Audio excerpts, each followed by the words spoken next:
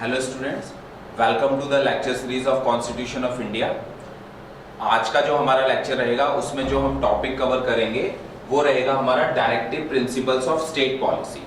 ठीक है, तो ये directive principle of state policy क्या है ना, कॉन्स्टिट्यूशन में इनको किन किन आर्टिकल में एक्सप्लेन किया गया है उसको हम यहाँ समझें। ठीक, तो देखिए जो directive principle of state policy से रिलेटेड आर्टिकल्स हैं वो हमारे आर्टिकल्स हैं कॉन्स्टिट्यूशन के अंदर 36 टू आर्टिकल 51। ठीक है, तो 36 आर्टिकल से लेके 51 आर्टिकल तक में जो भी डीपीएसपी है, क्या होता है, कौन कौन से हैं, ये इनको एक्सप्लेन किया गया है। ठीक है, तो आर्टिकल 36 टू 51 अंडर पार्ट 4, क्योंकि हमारा कॉन्स्टिट्यूशन पार्ट्स में भी डिवाइडेड है, तो जो पार्ट 4 है हमारे कॉन्स्टिट्यूशन का, है ना, deals with directive principles of state policy, short में इनको बोलते हैं डीपीएसपी। ठीक है, तो अभी समझेंगे ये क्या होते हैं। Borrowed from the constitution of Ireland, तो जैसे हमने स्टार्टिंग में भी बात की थी कि बहुत सारे ऐसे फीचर है हमारे कॉन्स्टिट्यूशन में जो दूसरे देशों के कॉन्स्टिट्यूशन से अडॉप्ट किए गए हैं। तो ये वाला जो फीचर है डीपीएसपी, ये आयरलैंड के कॉन्स्टिट्यूशन से अडॉप्ट किया गया है। ठीक है, अब एक बार समझ लेते हैं ये होते क्या है। तो डेफिनेशन हमारी जो है यहाँ पे ये गिवन है। ठीक, तो DPSP are ideals which are meant to be kept in mind by the state when it formulates policies and enacts law. तो basically DPSP directive principle of state policy क्या है, ये आइडियल्स हैं या सजेशंस हैं। ठीक है, और ये सजेशन किसके लिए होंगे, ये सजेशन होंगे इंडियन गवर्नमेंट के लिए या राज्य सरकारों के लिए भी ये सजेशन हो सकते हैं। अब ये किस तरह के सजेशन है, तो कॉन्स्टिट्यूशन में ये कहा गया कि हमारी गवर्नमेंट जब भी कोई पॉलिसी फॉर्मुलेट करे, कोई नई पॉलिसी बनाए, है ना, या कोई नया एक्ट या लॉ, कोई लॉ या जो रूल एंड रेगुलेशन है वो बनाए, तो इन सजेशंस को क्या करे, अपने माइंड में रखे या उस पॉलिसी में इनकॉर्पोरेट करने की कोशिश करें।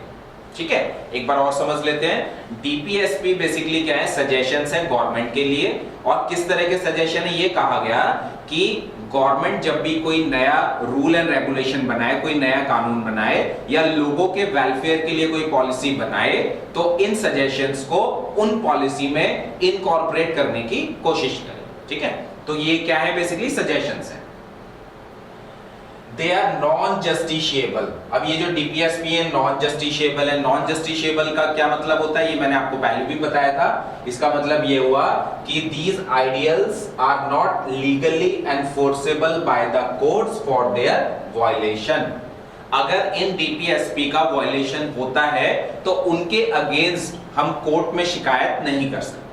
ठीक है, तो जहां पे भी शब्द होगा नॉन जस्टिशिएबल, नॉन जस्टिशिएबल का मतलब यह है ये कोर्ट की तरफ से एनफोर्सेबल नहीं है। क्या मतलब हुआ इसका सिंपल सा मतलब ये हुआ कि गवर्नमेंट जब भी कोई पॉलिसी बना रही है, कोई नया एक्ट जो है बना रही है, कानून कोई नया पास कर रही है, और वो उस पॉलिसी में या कानून में DPSP directive principle of state policy के अंदर जो सजेशन दिए गए हैं उनको इनकॉर्पोरेट नहीं कर रही है, तो कोई व्यक्ति, कोई ऑर्गेनाइजेशन गवर्नमेंट के अगेंस्ट कोर्ट में नहीं जा सकता, क्योंकि ये क्या है, नॉन जस्टिशिएबल है। ठीक है, these principles emphasize that the state shall try to promote welfare of people by providing them basic facilities like shelter, food and clothing। तो ये जो प्रिंसिपल्स हैं जो डीपीएसपी में प्रोविजंस दिए गए, अभी हम आगे देखेंगे कौन कौन से प्रोविजन है। तो बेसिकली ये प्रिंसिपल, ये प्रोविजन इस बात पे एम्फेसिस करते हैं कि जो स्टेट गवर्नमेंट है, मतलब जो सरकारें हैं, चाहे वो राज्य सरकार हो चाहे वो केंद्र सरकार हो, वो लोगों के वेलफेयर के लिए काम करें और साथ में लोगों को जो बेसिक फैसिलिटीज है, रोटी कपड़ा और मकान, शेल्टर, फूड एंड क्लोथिंग, उसको प्रोवाइड कराएं, है ना। तो लोगों की बेसिक नीड्स को पूरा करने के लिए बेसिकली गवर्नमेंट क्या करे, काम करे। तो कोई भी पॉलिसी बनाए गवर्नमेंट, कोई भी नया कानून बनाए, तो उसमें ये देख सकती है गवर्नमेंट कि उन पॉलिसी से, उन कानून से लोगों का वेलफेयर हो रहा है और लोगों की बेसिक रिक्वायरमेंट जो हो रही है वो पूरी हो रही है। ठीक है, The Constitution declares that these principles are fundamental in the governance of the country and it shall be the duty of the state to apply these principles in making law. तो कॉन्स्टिट्यूशन में भी ये declare किया गया है कि ये जो प्रिंसिपल्स हैं फंडामेंटल है ना, और गवर्नेंस के अंदर मतलब गवर्नमेंट के अंदर बेसिकली इनको अप्लाई करना चाहिए। जो भी गवर्नमेंट है जब भी वो पॉलिसी बनाए वो इनको अप्लाई करे। लिखा है ना यहाँ पे, shall be the duly and it shall be the duty होगा, सॉरी यहाँ पे duty of these of the state to apply these principle in making laws. Hence they impose a moral obligation on the state authorities for their implementation. तो एक तरीके से क्या हो गया, ये केंद्र सरकार या राज्य सरकारों के ऊपर मॉरल ऑब्लिगेशन हो गया है ना। मॉरल ऑब्लिगेशन मतलब गवर्नमेंट को इनको नैतिकता के बेसिस पे इन प्रोविजंस को अपने पॉलिसी में इनकॉर्पोरेट करना चाहिए। ठीक है, आगे बढ़ते हैं। अब देखिए ये जो टेबल दी हुई है इसमें directive principle of state policy जितने हमारे आर्टिकल है ना, आर्टिकल 36 से लेकर आर्टिकल 51 तक है, उनको बताया गया है। ठीक है, तो इसमें देखिए अगर हम पहले आर्टिकल की बात करें, पहला मतलब 36 आर्टिकल, तो इसमें डेफिनेशन ऑफ स्टेट दी गई है ना, मतलब स्टेट के बारे में बताया गया है, इंडियन गवर्नमेंट को एक्सप्लेन किया गया है, थोड़ा सा डेफिनेशन दी गई है। फिर 37 application of the principles contained in this part है ना, वही मतलब जो फंडामेंटल प्रिंसिपल हैं, जो सजेशन, उनको थोड़ा सा एक्सप्लेन किया गया है। इसमें से मैं कुछ आपको इंपॉर्टेंट बता देता हूं। जैसे 39A है equal justice and free legal aid, ये कहा गया है, मतलब एक सजेशन दिया गया है आर्टिकल 39A में गवर्नमेंट को कि गवर्नमेंट जो है लोगों को इक्वल जस्टिस देने का काम करे और लोगों को फ्री लीगल एड, जो भी फ्री क्या कहते हैं कानून से संबंधित जो सहायता हो सकती है ना, वो फ्री प्रोवाइड करे। ठीक, तो ये सपोज करिए कॉन्स्टिट्यूशन में 39A में ये सजेशन की फॉर्म में डाल दिया गया। अब गवर्नमेंट को जब भी कभी लगेगा कि इस सजेशन को हम कानून बना के इंडिया में लागू कर सकते हैं, तो गवर्नमेंट क्या कर सकती है, या फ्री लीगल एड हम लोगों को प्रोवाइड कर सकती है। ठीक है, organisation of village panchayat article 40 में दिया गया है, तो ये डीपीएसपी की फॉर्म में था।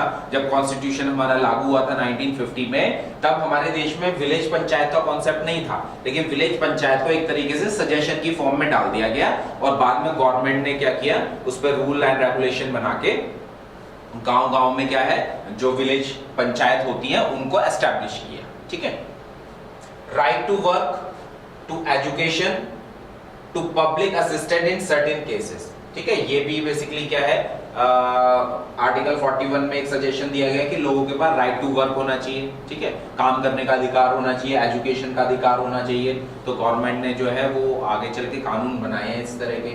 ठीक है, then provision for just and humane conditions of work and maternity relief. ठीक है, आर्टिकल 42 इसमें ये कहा गया कि जो भी वर्किंग प्लेसेस हैं वहां पे मानवीय कंडीशन, ह्यूमन कंडीशंस होनी चाहिए, है ना। मतलब ह्यूमन कंडीशन का सिंपल सा मतलब है जहां पे भी आप काम कर रहे हैं वहां पे आपके बैठने के लिए जगह हो। ठीक है, वहां पे प्रॉपर ड्रिंकिंग वाटर अवेलेबल होना चाहिए, वहां पे वॉशरूम्स होने चाहिए, नीट एंड क्लीन होने चाहिए, है ना, एयरी स्पेस होना चाहिए, वहां पे हाइजीनिक कंडीशंस मेंटेन होनी चाहिए। ठीक है, तो ये कहा गया। साथ में लेडीज के लिए, वुमेन्स के लिए कहा गया कि अगर वो वर्क प्लेस पे मतलब जॉब में है, काम कर रही हैं, तो मैटरनिटी रिलीफ उनको दिया जाए। तो ये सजेशन की फॉर्म में, तो कई राज्य सरकारों ने अपने अपने राज्यों में और केंद्र सरकार ने भी इस तरह के कानून बनाए हैं कि जब भी वुमेन को रिक्वायरमेंट होगी मैटरनिटी रिलीफ की, तो उनको मैटरनिटी लीव दी जाएगी। ओके, देन उसके बाद living ways for etcetera for workers, then participation of workers in management of industries।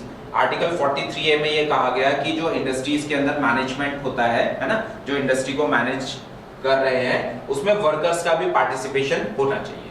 ठीक है, then uniform civil code for citizens, ये इंपॉर्टेंट है, आज की डेट में इसकी चर्चा भी बहुत हो रही है कि देश में यूनिफॉर्म सिविल कोड आना चाहिए, है ना। तो ये आर्टिकल 44 में सजेशन की फॉर्म में दिया गया। अब गवर्नमेंट को लग रहा है कि अब इस टाइम पे सुटेबल कंडीशंस हैं, इस तरह का जो सजेशन है उसको कानून की फॉर्म में लेके आ सकते हैं, तो यूनिफॉर्म सिविल कोड को बहुत पहले ही सजेशन की फॉर्म में हमारे कॉन्स्टिट्यूशन में डाला गया था, लिखा गया था। ठीक है, और इसमें से देख लेते हैं promotion for early childhood care and education to children below the age of 6 year. ठीक है, ऐसे बच्चे जो 6 ईयर से छोटे हैं उनको एजुकेशन देने की बात की गई है और उनका बचपन में उनकी केयर की बात की गई है। ठीक है, then promotion of educational and economic interest of schedule caste, schedule tribes and other weaker section. जो सोसाइटी में शेड्यूल कास्ट, शेड्यूल ट्राइब्स हैं, अदर वीकर सेक्शन है सोसाइटी के, तो उनको एजुकेशन दी जाए, प्रॉपर एजुकेशन दी जाए और साथ में उनका इकोनॉमिक इंटरेस्ट, फाइनेंशियल भी हेल्प की जाए। तो इसको ध्यान में रखते हुए हमारे देश में कई स्कीम्स चलाई गई हैं, है ना।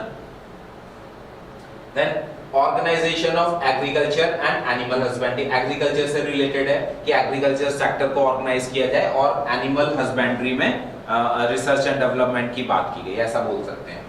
देन आर्टिकल 48A, ये इंपॉर्टेंट आर्टिकल है, हमारे एनवायरनमेंट से रिलेटेड आर्टिकल है ये। ठीक है, मतलब क्यों हम तो एनवायरनमेंट में रह रहे हैं, हमारे चारों तरफ इतने सारे प्लांट्स एनिमल्स हैं, हमारी ड्यूटी बनती है उनको सेफ गार्ड करने की, तो ये हमारे कॉन्स्टिट्यूशन में भी मेंशन है। ठीक है, protection and improvement of environment and safeguarding of forest and wildlife. ये कहा गया, गवर्नमेंट को सजेशन दिया गया कि गवर्नमेंट जो है इंडिया के एनवायरनमेंट को, इंडिया के प्लांट्स को, इंडिया के एनिमल्स को या वाइल्ड लाइफ को सेफगार्ड या प्रोटेक्शन करने का काम करे।